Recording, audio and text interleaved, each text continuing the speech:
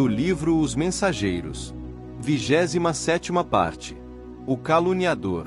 Enquanto o administrador se entregava a conversações educativas com os numerosos subordinados, Aniceto chamou-nos a uma pequena construção isolada e falou: vejamos outro ensinamento. Avançamos na direção de algumas câmaras separadas.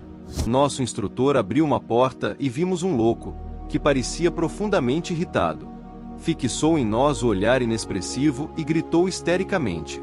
Aniceto, porém, adiantou-se e cumprimentou-o, atencioso. Como vai, Paulo? As palavras, ao que senti, emitiram certo fluxo magnético e o enfermo revelou profunda modificação. Aquietou-se de súbito, sentando-se mais calmo, embora trêmulo e espantadiço. Tem sentido melhoras, Paulo? Perguntou nosso orientador, bondosamente, tocando no ombro. Ao contato pessoal de Aniceto, o doente mostrou algum raciocínio e respondeu: vou melhorando, graças. À vista da expressão reticente, o instrutor falou em tom firme, como se desejasse auxiliar-lhe a vontade enfraquecida. Termine. O doente fez enorme esforço e concluiu: graças a Deus. Anotando-lhe o sofrimento e a indecisão, lembrei-me dos enfermos das câmaras, aos quais Narcisa prestava ampla colaboração afetuosa. Percebendo-me as íntimas considerações, disse o mentor esclarecido: veem a diferença entre os que dormem, os que estão loucos e os que sofrem. Em nosso lar, não temos dos primeiros, e os que se encontram desequilibrados, nos serviços da regeneração, sentem, na maioria, angústias cruéis. É necessário reconhecermos que os que gemem e sofrem, em qualquer parte, estão melhorando. Toda lágrima sincera é bendito sintoma de renovação. Os escarnecedores, os ironistas e os perturbados que não registram a dor são mais dignos de piedade, por permanecerem embotados em estranha rigidez de entendimento. E, designando o enfermo sob nossos olhos, afirmou: Paulo é um doente a caminho de melhora positiva.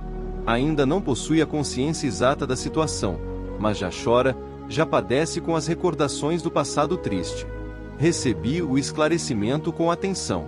Lembrei-me de que, de fato, os doentes conduzidos pelos samaritanos a nosso lar, em serviço diário, eram grandes sofredores.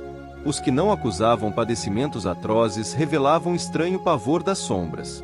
A única entidade que ali observara, com absoluta inconsciência da própria miséria, fora a de um pobre vampiro que não encontrara guarida nas câmaras de retificação. Nosso instrutor, sem qualquer preocupação de transformar o doente em cobaia, recomendou, afetuoso: concentrem no Paulo a capacidade de visão. Estimulado pela experiência anterior, fixei nele todo o meu potencial de observação. Aos poucos, caracterizou-se a meus olhos a sua tela mental, parecendo formada em compacta sombra noturna. Com surpresa, divisei formas diversas que se movimentavam. Vários vultos de mulher ali surgiam, despertando-me enorme admiração. Entre eles, reparei o de Ismália, como que doente, enfraquecida, ansiosa. Alguns homens passavam igualmente, mostrando desesperação, e notei, nessas imagens, o próprio Alfredo a evidenciar cansaço e extrema velhice prematura. Vozes misteriosas se faziam ouvir. Sobre Paulo choviam maldições e blasfêmias. As mulheres pareciam acusá-lo clamorosamente. Os homens davam ideia de perseguidores ferozes, ocultos no mundo interior daquele enfermo estranho. Observando, porém, que os vultos de Ismália e Alfredo se movimentavam naquele painel escuro, não pude conter a curiosidade e interrompi o minucioso exame, voltando a conversar com o nosso orientador. Como explicar o fenômeno? Estou assombrado. Antes, porém, que pudesse expressar mormente o espanto que me dominara, Aniceto ajuntou: já sei.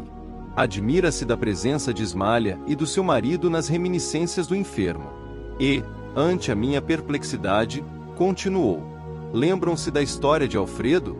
Temos diante de nós o falso amigo que lhe arruinou o lar.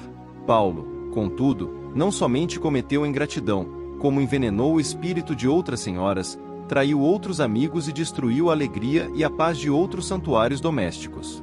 Observando Ismália aflita e Alfredo desesperado, nas recordações dele, vemos as imagens criadas pelo caluniador para seus próprios olhos. Nossos amigos deste posto evoluíram, Transpuseram a fronteira da mágoa, escaparam aos monstros do ódio, vestem-se hoje de luz. No entanto, Paulo os vê como imagina, para escarmento de suas culpas. O criminoso nunca consegue fugir da verdadeira justiça universal, porque carrega o crime cometido em qualquer parte. Tanto nos círculos carnais, como aqui, a paisagem real do espírito é a do campo interior. Viveremos, de fato, com as criações mais íntimas de nossas almas. Reparando-me a dificuldade para compreender de pronto, Aniceto prosseguiu, depois de pequeno intervalo. Para melhor elucidação, recordemos a crucificação do Mestre Divino. Sabemos que Jesus penetrou na glória sublime logo após a suprema dor do Calvário. Entretanto, estamos ainda a vê-lo frequentemente pendurado na cruz, martirizado pelos nossos erros, flagelado pelos nossos açoites, porque a visão interior a isso nos compele. A condenação do Mestre foi um crime coletivo, e esse crime estará conosco até o dia em que nos vestirmos na divina luz da redenção. O esclarecimento não poderia ser mais lúcido. Sentia-me diante de nobre revelação. O dever possui as bênçãos da confiança, mas a dívida tem os fantasmas da cobrança, tornou o generoso mentor, com grave acento. Readquirindo a serenidade, interroguei. Mas Paulo veio ter casualmente a este posto? Não, respondeu Aniceto, atencioso. Foi trazido pelo próprio Alfredo, que se sentiu necessitado de disciplinar o coração.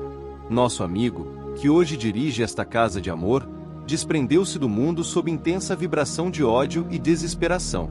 Sofreu muitíssimo nos primeiros tempos, embora nunca fosse abandonado pela dedicação da abnegada companheira. Alfredo, todavia, não pôde ver Ismália enquanto não se desvencilhou das baixas manifestações do rancor. Socorrido em campo da paz, compreendeu as próprias necessidades. Tão logo adquiriu algum mérito, intercedeu pelo amigo infiel, buscou em recanto abismal e tão nobremente se dedicou ao aperfeiçoamento de si mesmo, que conquistou a posição de administrador de um posto de socorro. Trouxe o tutelado em sua companhia e trata-o como irmão, atualmente. Não julguem que o marido de Ismália conseguiu essa vitória espiritual tão somente pelo fato de desejá-la.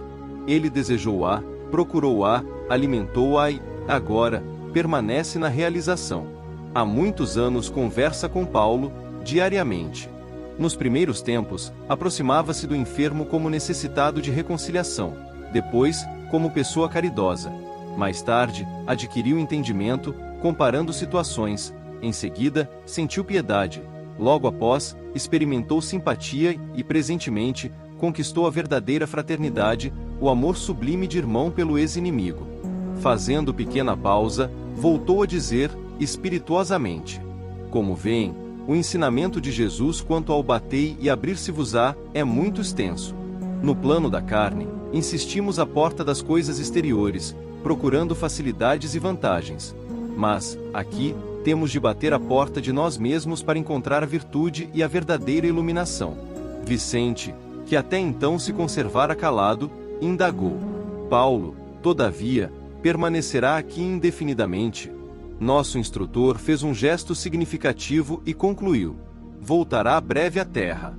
Ismália tem feito, a seu favor, inúmeras intercessões e não deseja que ele, ao retomar a razão plena, se sinta humilhado com o benefício das próprias vítimas.